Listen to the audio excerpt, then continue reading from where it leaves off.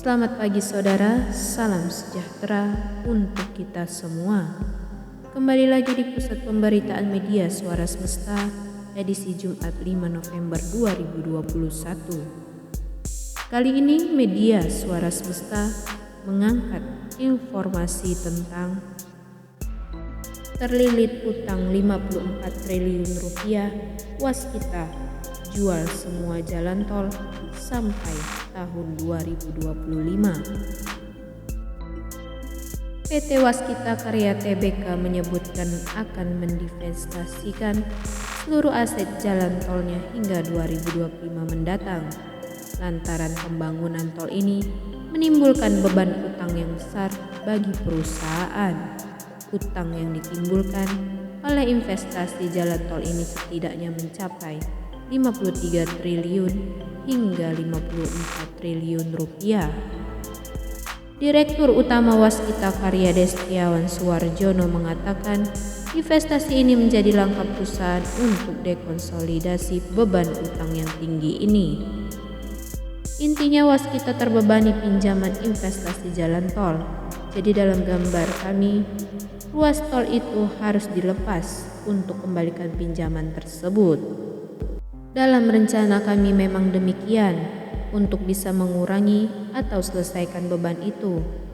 Ini yang dalam proses perjalanannya akan kita lihat, tapi harapannya terus divestasi, kata Destiawan dalam konferensi pers Kamis 4 November 2021. Dia menyebutkan divestasi ini menjadi poin penting dalam penataan keuangan perusahaan, sehingga kedepannya utang ini tak lagi menjadi beban dalam proses bisnis perusahaan.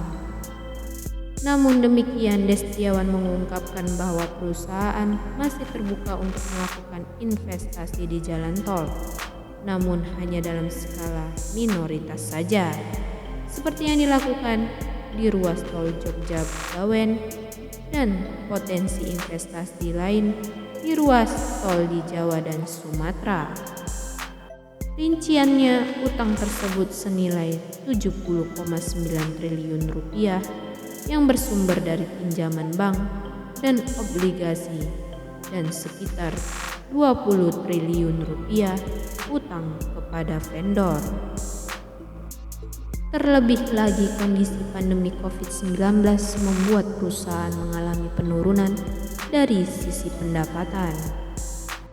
Kenapa terjadi tahun 2019 hingga 2020 pendapatan Waskita drop, pendapatan konstruksi dan tol yang beroperasi turunnya signifikan. Ini membuat kondisi keuangan Waskita mengalami pemburukan signifikan, kata mantan Dirut PT Bank Mandiri Persero Tbk BMRI itu dalam rapat kerja di Komisi 6 DPR Kompleks Parlemen Senayan Senin 27 September. Demikian informasi yang dapat kami sampaikan pada edisi hari ini. Untuk dapat dimaklumi, kami dari Media Suara Semesta mengucapkan terima kasih.